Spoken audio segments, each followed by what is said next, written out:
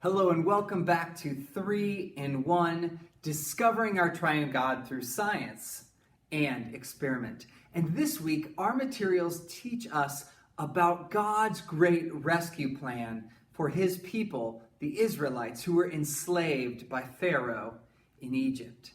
And God's rescue plan included 10 plagues that he inflicted upon the people of Egypt and their land. But each time, God kept them safe, even and especially during the 10th plague, the death of the firstborn. God had a specific rescue plan in place to keep his people safe and to free them from slavery. And so after they were released from slavery, they crossed the Red Sea on dry ground through a miracle of God, and they found themselves on their way to the promised land, but wandering in the wilderness. And in order to help his people know that he was rescuing them and he would fulfill his promise to be with them and take them to the promised land, God sent a special sign and a special way to prove he was with them. At night, when it was dark, he was present in a pillar of fire. And during the day, he was present in a pillar of cloud.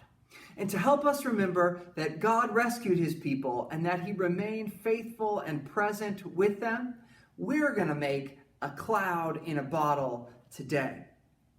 And for this science demonstration, you'll need just a few items. You'll need some rubbing alcohol. You'll need an empty bottle with the bottle cap.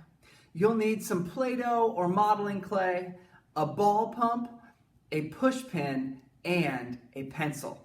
And once you've got all those items together, you're ready to make your own cloud in a bottle. First, add some rubbing alcohol to your bottle. Replace the cap and spin the bottle around, coating the entire inside of the bottle with the rubbing alcohol. Next, using a push pin, poke a hole through the bottle cap and then use a pencil or the bottle cap itself to widen the hole big enough to fit in your ball pump, just like this. There it is. Third, plug the inside of the cap with the Play-Doh or modeling clay, and then you'll put the cap back on. This will create an airtight seal inside the bottle and allow the pressure to build up as you pump. Now it's time to attach that bottle cap and put that pump to use. Once you've got your bottle sealed and the pump inside, you can pump it as much or as little as you need, depending on the size of your bottle and the output of your pump. You want to make sure that the bottle is quite firm, but you don't want the bottle to explode. Now it's time to make our cloud. Keeping a firm grasp on the bottle, as well as using ear or eye protection as desired, slowly release the pressure until you hear a pop and you get a cloud. Just like this, a cloud in a bottle.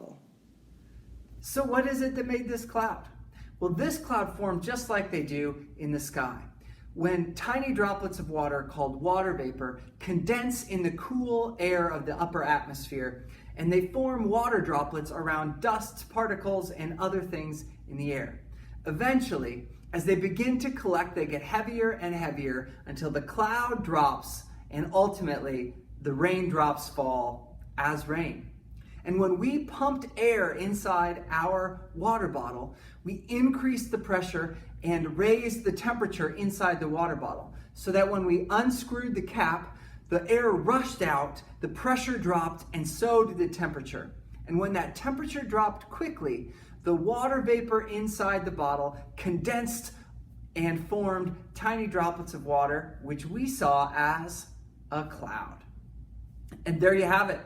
a cloud in a bottle that reminds us of God's plan to save his people and his promise to always be with his people as well. May you be blessed this week, and I'll see you next time. Bye-bye.